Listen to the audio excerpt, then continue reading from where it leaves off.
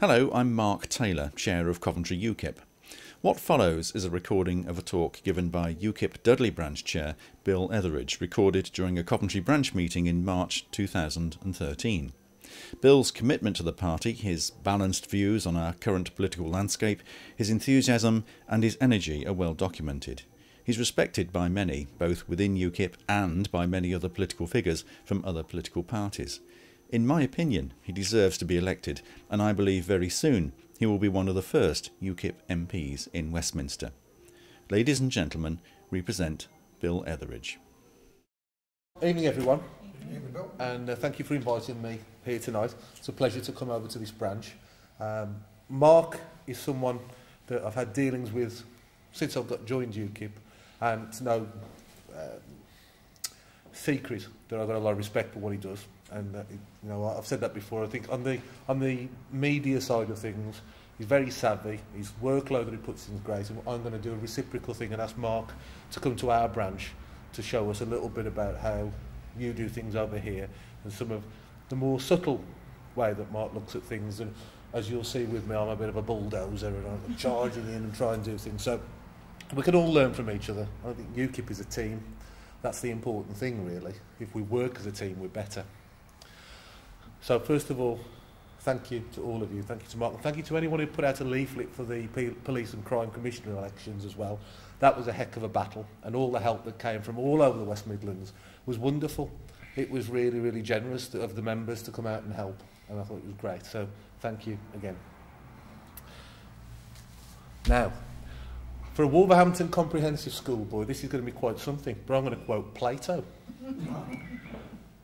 Plato wrote, "All societies need a gadfly to sting the steed of state into acknowledging its proper duties and obligations." Now, I bet you that's the first time anyone from my old school has ever quoted Plato, but I'll still stick by it. Now, as you remember, Michael Howard referred to UKIP as cranks and gadflies. And there was a time when UKIP was the conscience, breaking the conscience of mainly the Conservative Party, pushing them in a certain direction, trying to make them be more what we thought they should be. Those days now are gone. That's over. The gadfly has evolved. We're something completely different to that now. And that's why some of this myth that we've spoken about earlier, about us damaging the Tories and letting Labour in, is purely that. It's a myth, and it's propagated by the Tories. And the reason why they propagate it is because they haven't got any policies. So, we go out there, we bang the drum about stronger control on immigration. We bang the drum about grammar schools and social mobility. We bang the drum about the economy and more simplified and better tax systems. We bang the drum about our foreign policy and leaving the EU and getting closer to the Commonwealth. And the Tories respond by saying they haven't got any policies. And all they're doing really is hurting us. It's rubbish. I went to Eastleigh and did some campaigning there. I was only down there for a day and a half. I wish I could have stayed longer. It was exciting. It was really exciting. When I got there, the shop was full of UKIP colours. It was on the high street. We'd rented it out like we do in these by-elections. There were 40 to 50 UKIP activists there from all over the country. People were flocking over to the shop. You know, you've all been in a situation where you try and go after someone with a leaflet. They don't want to know. They don't want to talk to you. Oh, no, politics, not interested. It wasn't like that. It was, it's UKIP. Come on, let's have a look. People were fascinated. They wanted to know what we were about. And of course, Nigel was there, being Nigel, full of vim and vigour and louder and more colourful than the biggest firework display you've ever dreamt of. A one-man explosion, as he is. And it was drawing the attention of not just people, but a whole media scrum.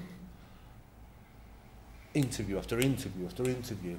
Different forms of media, different channels, ones that wouldn't have touched us before, flocking to him. And I was going to say to our candidate Diane James, who did a fabulous job. And I think the fact that she was so good contributed towards that disgraceful ambush that was perpetrated on her on BBC's Question Time the other week. They deliberately set that lady up for a fall, and fair play to her, she handled it with grace and dignity and style and panache, and she was very statesmanlike. I personally might have got angry. In fact, watching it, I was pretty angry. But she kept her cool and composure, and my goodness, what a credit to her she was. So, things are looking good. And when I was in Eastleigh, we went out, as well as going around the streets, with a scrum formed all around the shopping centre. We were charging round. So many of us got at high pace trying to keep up with Nigel. I think we trampled over people as we were passing them by. But after that, I went knocking doors. And they sent me to an area that would have been classic Labour in years gone by. Classic Labour. Working class people who looked after their properties and tried, but were obviously in need of some extra help. And I knocked on the doors, and I must have spoken to about 20 people. Not one of them voted Labour, and there was a straightforward split between people who were now voting UKIP and people who were solidly Lib Dem. Now this fascinated me, because I've got to be honest, aside from candidates, I have never met a Lib Dem voter. In my life, I had never met one. And the area I come from in Dudley, it's Labour or Tory. And now it's Labour, Tory or UKIP. So I was knocking these doors and they said, oh, Lib Dem. I said, I'm sorry, I must ask. I'm fascinated. Why? Why are you voting Lib Dem? And it was one reason, and one reason only.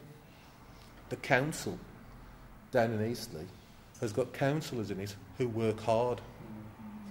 They have no idea, the people down there, what the Lib Dem policy is. They don't care. They don't care about the personalities. They don't care about the fact that their previous MP was a Lib Dem who's been arrested for lying. They don't care. What they care about is the fact that the council fill the potholes in. The bin bags are collected. If there's a problem, they get onto the council, it's dealt with. All politics is local is the cliche. This was all politics is super local. All politics is actually just outside my front door. And the Lib Dems, credit to them, had mastered it. And I came away from that day and I knew they were going to win. I knew they were. I was pleasantly surprised by how close we drove them. But you must learn from the best at something. Lib Dems hold on to seats without any particular national, overarching political reason for it. They always dig in, they always entrench. When they get a foothold, it's really hard to get rid of these people. And we need to learn from that. Because we're on 17% in some national polls, which is absolutely fantastic. But you don't win seats on 17%. You don't. What we've got to do, we know there's that layer of people who are going to vote for us. We've got to build onto that. We've got to be out there and they've got to know us.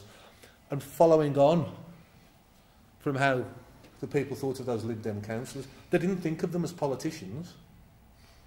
They thought of them as, that's the bloke or that's the lady who I go to when I want something doing. And they do it. They trusted them. They weren't politicians.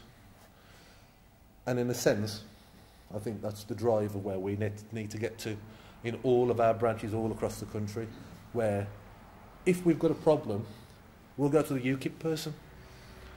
We can trust them. They'll do something. They may not have all the answers, but they'll certainly give it a go, and they're visible and we know where they are.